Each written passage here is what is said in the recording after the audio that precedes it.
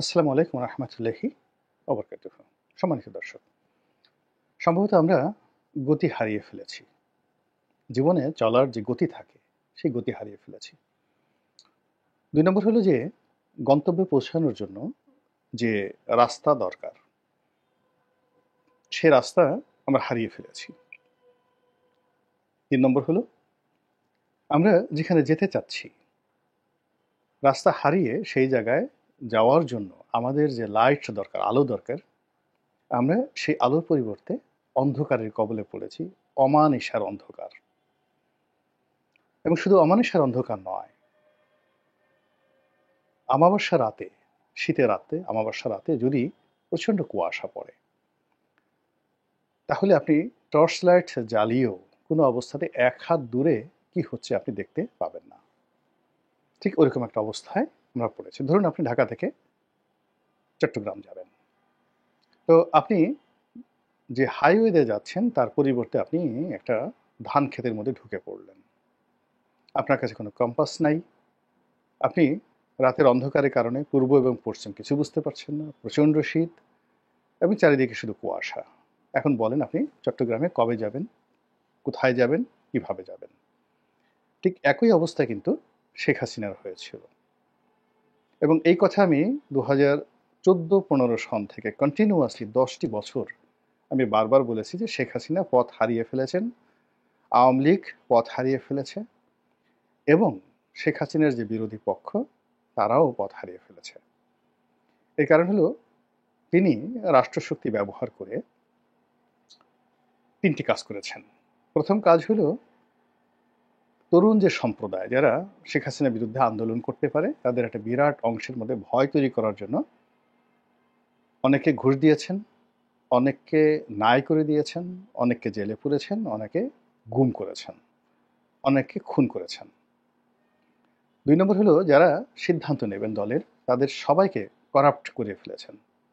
একদিকে জেলে নিয়েছেন, অন্যদিকে তাদের কোটি কোটি টাকার ব্যবসা দিয়েছেন, নগদ অর্থ দিয়েছেন। ফলে তারা প্রায় সবাই মীর জাফরের ভূমিকায় আন্দোলনকে বিপথে চালিত করেছে, জনগণের সঙ্গে প্রতারণা করেছে। ফলে ১৫টি বছর পুরো রাজনীতি ছিল গতিহারা এবং পথহারা। এর ফলে কি হলো, আমরা আমাদের কাঙ্ক্ষিত মাকামে পৌঁছতে পারিনি। বহুবার আমাদের জীবনের সম্ভাবনা এসেছিল। এমনকি ধরুন সেই গণজাগরণ মঞ্চ, সেটা শেখ হাসিনার বিরোধী একটা আন্দোলন হতে পারত, কিন্তু এই পলিসি করার কারণে সেটাকে তিনি গিলে ফেলেছিলেন। হেফাজতের আন্দোলন, সেটি সরকার বিরোধী হতে পারত, থাকতে পারত, সেটাকে তিনি গিলিয়ে ফেলেছিলেন। দেশের প্রধানতম রাজনৈতিক দলগুলো তাদের নেতৃত্বের পরিবর্তন করা, কোন দলে কে বসবে, কে দলের প্রধান হবে, কে দলের কে পোস্টগুলোতে বসবে, এমনকি জেলা শহরে কার হাতে কোন রাজনৈতিক দলের নেতৃত্ব থাকলে সরকারের জন্য সুবিধা হবে, ওইভাবে গোয়েন্দা সংস্থার মাধ্যমে প্রেসক্রিপশন দিয়ে নেতৃত্ব সিলেকশন করা হতো। ফলে আমরা যেটা দেখতাম রাজপথে শোরশা ফুংফাং, কিন্তু আলটিমেটলি সব জায়গাতে ঘসেটি বেগম, মীর জাফর, রায় দুর্লভ, ইয়ার লতিফের রাজনীতি এই ১৫ বছরে চালু ছিল।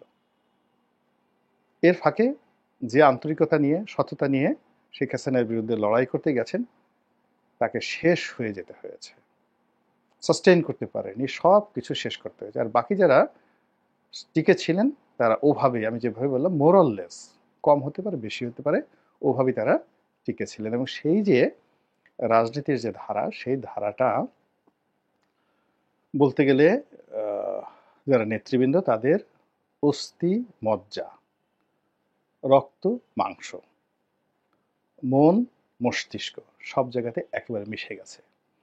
মানে হাড্ডিতে মিশে গেছে।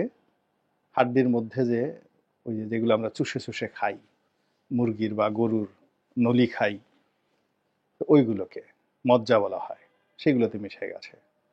রক্ত, রক্তনালী, মাংসপিণ্ড, পেশি, মন এবং মস্তিষ্ক সব জায়গাতেই ওই জিনিসগুলো এমনভাবে মিশে গেছে। এখন কেউ একটা পাঞ্জাবি না দিলে তাদের ভালো লাগে না, মাস শেষে মাসোহারা না দিলে ভালো লাগে না, ঘুষ না দিলে ভালো লাগে না, দুর্নীতি না করলে ভালো লাগে না, ধমক না খেলে ভালো লাগে না, পদের উপর ২-৪টা বাড়ি না দিলেও তাদের ভালো লাগে না। এইরকম লোকের সংখ্যা অনেক অনেক হয়ে গেছে। যা হোক, সেই অবস্থাতে একটা বিপ্লব আমাদের জীবনে আল্লাহ রাব্বুল আলামিন দিয়েছেন। এটাকে আমি আল্লাহর দেওয়া একটা নিয়ামত মনে করি। যারা বিপ্লবে আত্মাহুতি দিয়েছেন আল্লাহর পক্ষ থেকে, তারা আমাদের জন্য নিয়ামত। যারা সফল হয়েছেন আমি তাদেরকে আবাবিল পাখি বলেছি। কিন্তু সময়ের বিবর্তনে এই গত ৭ মাসে পুরো জিনিসগুলো আবার সেই আগের ধারাতে চলছে। শেখ হাসিনার পুরো জমানাটা মূলত আমলাতান্ত্রিক জটিলতার মধ্যে ছিল। পুরো জমানাটা আমলারা চালিয়েছেন, ডিজিএফআই চালিয়েছে, এনএসআই চালিয়েছে, ডিবি চালিয়েছে, পুলিশ চালিয়েছে, এবং পুলিশের, ডিবির এবং সেনাবাহিনীর যে সকল কর্মকর্তা এক একটা ফ্রাঙ্ক আইনস্টাইনের দানব ছিল। আজরাইলের মতো তাদের ভাবসাব ছিল। যেদিকে তাকাতো শুধু ছারখার হয়ে যেত। ওই জিনিসটি কিন্তু এখনো বন্ধ হয়নি। শুধুমাত্র চেহারাগুলো পরিবর্তন হয়েছে। চেয়ার ঠিকই আছে, চেয়ারে যারা বসেছে তারা কৌশলী হয়েছে, মিডিয়াকে অ্যাভয়েড করেছে, কৌশলী হয়েছে, কিন্তু অপকর্ম যা করার সবই কিন্তু তারা করে যাচ্ছে। আর সেই অপকর্মের কারণে রাজনীতি, ক্ষমতা, সুযোগ সুবিধা, ব্যবসা বাণিজ্য, মানে যা কিছু রয়েছে সব কিছু ৩ ভাগে বিভক্ত হয়ে গেছে। ৩টি ধারা তৈরি হয়ে গেছে, এবং যে যার জায়গাতে বসে ক্ষমতার রশিটা টানাটানি করছে। আগে যেমন শেখ হাসিনার কিছু হুকুম পালিত হতো, আমরা বাইরে থেকে দেখতাম যে শেখ হাসিনার সর্বময় ক্ষমতা, কিন্তু আসলে তার 1% ক্ষমতাও ছিল না। বেনজিরকে হুকুম দেওয়ার ক্ষমতা তার ছিল না। ডিবি হারুন শেখ হাসিনা কথা শুনতেন, এমনি কানে কানে শুনতেন, কিন্তু তিনি যা করার তাই করতেন। জেনারেল আজিজ কিংবা অন্য সেনাপ্রধান বা ডিজিএফআর যারা প্রধান ছিলেন, তারা মিটিংয়ে অ্যাটেন্ড করতেন, মাথা নোয়াতেন, সব কিছু করতেন, কিন্তু আসল কাজটা তারা তাদের নিজেদের মতো করেই করতেন। এখন ওই সকল পদ পদবিতে যারা আছেন তারা কি ডক্টর মোহাম্মদ ইউনূসের কথা শুনছেন? আপনার কি মনে হয়? ডক্টর ইউনূসের যারা লোকজন আছেন তাদের কথা শুনছেন? আপনারা নিজেরাই সিদ্ধান্ত নেন, দেখেন কি হচ্ছে। বরং পরিস্থিতি আগের চাইতে, অর্থাৎ শেখ হাসিনার জমানার চাইতে অ্যাডমিনিস্ট্রেটিভ লেভেলে অন্তত ১০০ গুণ ডেটোরিয়েট করেছে।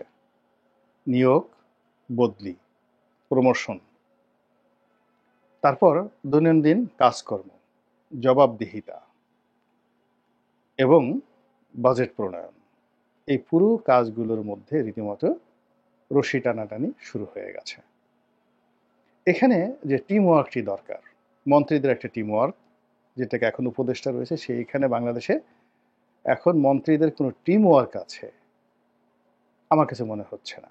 আমার কাছে মনে হচ্ছে যে যার মন্ত্রণালয় বা যার যতটুকু ক্ষমতা আছে, যার যতটুকু চাপা আছে, অতটুকু সে ব্যবহার করার চেষ্টা করছে, এবং কোনো মতে যাকে বলা হয় অনেকটা বক ধার্মিক হয়ে নিজেদের দুর্বলতা গোপন করে তারা টাইম পাস করছে।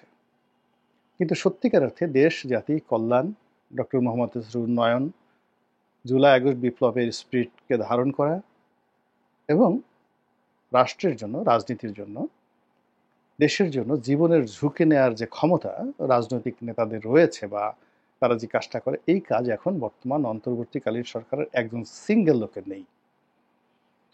২ নম্বর হলো যে ক্ষমতার যে বলয়গুলো রয়েছে, ধরুন ক্যান্টনমেন্ট, তারপরে সচিবালয়, বিচার বিভাগ, তো এই তারা একটা রাজনৈতিক দলের নেতাদের প্রতি তাদের যে কমিটমেন্ট থাকে, তাদেরকে যেভাবে ভয় করে, সম্মান করে, ওই জিনিসটি তাদের মধ্যে নেই, একেবারেই নেই। কেন নেই? এর কারণ হলো, ধরুন একজন সংসদ সদস্য, তার নির্বাচনী এলাকাতে তার কথা ১ লাখ লোক রাস্তায় নেমে যাচ্ছে, তার কথা মতো মন্ত্রী চলছে, একজন সংসদ সদস্য মন্ত্রীকে একটা ধমক দিতে পারছে, একজন সংসদ সদস্য দরকার হলে, প্রয়োজন হলে সে প্রধানমন্ত্রীর রুমে সরাসরি ঢুকে যেতে পারছে উইদাউট এনি পারমিশন। আবার এমপিকে নিয়ন্ত্রণ করার জন্য উপজেলা চেয়ারম্যান, পৌরসভার মেয়র, ইউনিয়ন চেয়ারম্যান মেম্বার তারা সবাই তার উপর একটা চাপ প্রয়োগ করতে হচ্ছে বা করতে পারছে। তো ফলে কি হলো, এলাকার চৌকিদার থেকে শুরু করে প্রধানমন্ত্রীর দপ্তর এবং প্রধানমন্ত্রীর চেয়ার, তার মধ্যে একটা রাজনৈতিক কোলাবোরেশন, চেইন অফ কমান্ড সেখানে কাজ করে, যেটি এখন এখানে শূন্য। যারা আছেন তারা কতদিন থাকবেন তারা নিজেরা জানেন না, আর তাদের কথা যারা ফলো করবেন তারা যেহেতু কোনো টাইম টেবিল নেই, তাদের কোনো বৈধতা কোন ক্ষমতা বলে আছেন, তাদের ভবিষ্যৎ কি, তারা নিজেরা নিজেদেরকে কতটা, অর্থাৎ উপদেষ্টারা নিজেরা নিজেদেরকে কতটুকু রক্ষা করতে পারবেন, আর তাদের হুকুম যারা তামিল করবেন তারা কতটুকু ক্ষমতা প্রয়োগ করতে পারবেন, এই বিষয়গুলো নিয়ে কোনো বিশ্বাস আস্থা নেই। এবং পারস্পরিক সংকট, মানে সম্পর্কের যে সংকট, এই সংকটটা এখন চরম আকার ধারণ করেছে। ফলে এখানে প্রশাসনের মতো চলছে। সচিবালয়ে যদি ধরেন একজন কর্মকর্তা, জামাতের কর্মকর্তা, সে সেই জুলাই আগস্ট বিপ্লবের পরপরই সেপ্টেম্বর অক্টোবর মাসে একটা ভালো পদে বসে গেছেন। এখন বসার পরে বিএনপির তার অধীনস্থ যারা লোকজন আছেন তাকে সরানোর জন্য তারা চেষ্টা করছেন যে আওয়ামী লীগের সঙ্গে তার কী কী সম্পর্ক ছিল।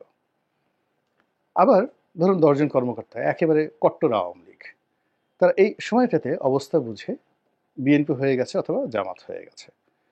ফলে ওখানে যে কাজটি হচ্ছে সেটা হলো সার্ভাইভাল ফর দ্য ফিটেস্ট। যারা ইতিমধ্যে চাকরি হারিয়েছেন, যারা ওএসডি হয়েছেন, যারা জেলে গেছেন, তাদের কথা আলাদা, কিন্তু যারা এখন বসে আছে এই মুহূর্তে তাদের মধ্যে অন্তর্ঘাত, নিজেদের মধ্যে অন্তর্ঘাত, এটি প্রবল আকার ধারণ করেছে। 2 নম্বরে যে প্রবলেমটা সেটা হলো, পুলিশ কি ডিসি সাহেবের কথা শুনবেন না ডিসি সাহেব পুলিশের কথা শুনবেন? থানার ওসি সাহেব কি দায়িত্বরত যে সেনাবাহিনীর কর্মকর্তা রয়েছেন টহলরত, যার ম্যাজিস্ট্রেসি পাওয়ার রয়েছে, তার কথা শুনবেন নাকি শুনবেন না? এগুলো নিয়ে দ্বন্দ্ব একেবারে চরমে। ফলে কি হচ্ছে, কখনো কখনো সেনা কর্মকর্তাদের হাতে থানার কর্মকর্তা লাঞ্ছিত হচ্ছে, কখনো আবার থানা কর্মকর্তাদের হাতে সেনা কর্মকর্তা লাঞ্ছিত এবং অপমানিত হচ্ছে। একই অবস্থা সিভিল সার্ভিসে। ফলে ক্ষমতার যে রশি আমলাতান্ত্রিক লেভেলে 3 দিক থেকে টানা হচ্ছে। এখন একটা রশি যদি 3 দিক থেকে টানে, অর্থাৎ এক মাথা টানছে ধরুন এক পক্ষ, অন্য মাথা আর এক পক্ষ, আর মধ্যের যে অংশ সেখানে আর একজনে টানছে, তাহলে সেটা কি হবে? সেটা প্রথমত ক্ষমতা, সেই দড়িটির দৈর্ঘ্য যদি 1 গজ হয় তাহলে সেটা প্রথমত দৈর্ঘ্যটা কমে যাবে, এরপর একটা সময় এটা ছিঁড়ে যাবে, এবং এটা একটা এমন ত্রিভুজ তৈরি করবে, সেই ত্রিভুজের 2টো বাহু আছে, আর একটা বাহু ফাঁকা, কিন্তু এটা একটা ত্রিভুজ। এবং এটা জ্যামিতির ভাষা বলেন, অঙ্কের ভাষায় বলেন, একটা ভয়াবহ অবস্থা। সচিবালয়ে যেভাবে একটা ত্রিমাত্রিক অবস্থা তৈরি হয়েছে, প্রশাসনে যেভাবে একটা ত্রিমাত্রিক অবস্থা তৈরি হয়েছে, অর্থাৎ একটা ত্রিভুজ তৈরি হয়েছে যেটার 2 বাহুর ত্রিভুজ, অর্থাৎ রশি নিয়ে 3 জনে টানাটানি করছে, এখানে জড়া নাই, এক পক্ষ টানছে ডান দিকে, আর এক পক্ষ বাম দিকে, আর এক পক্ষ ধরেন দক্ষিণ দিক থেকে টানছে। তাহলে ত্রিভুজের মতো করে দড়িটা হয়ে গেছে, কিন্তু ত্রিভুজের সংযোগ হয়নি, তৃতীয় বাহু নেই এখানে। ঠিক সেম ঘটনা ঘটছে রাজনীতির অঙ্গনে, আওয়ামী লীগের মধ্যে, বিএনপির মধ্যে, জামাতের মধ্যে, জাতীয় পার্টির মধ্যে, এমনকি এনসিপি, তারাও আগের মতো কাজ করতে পারছে না। আর এই সকল সংযোগগুলোর সঙ্গে আবার যমুনা কেন্দ্রিক, অর্থাৎ ডক্টর মোহাম্মদ ইউনূসের অফিস কেন্দ্রিক, সেখানে গিয়ে আবার একটা ত্রিমাত্রিক 3 দিক থেকে এইভাবে টানাটানি করছে যমুনাকে। আবার বঙ্গভবন কেন্দ্রিক, ওনার যে সাংবিধানিক ক্ষমতা আছে রাষ্ট্রপতির, সেখানেও 3 দিক থেকে টানাটানি হচ্ছে।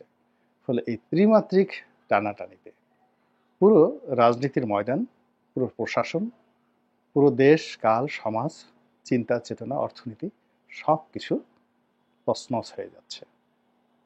আল্লাহ আমাদের সবাইকে হেদায়েত দান করুন এবং হেফাজত করুন। আসসালামু আলাইকুম ওয়া রাহমাতুল্লাহি ওয়া বারাকাতুহু।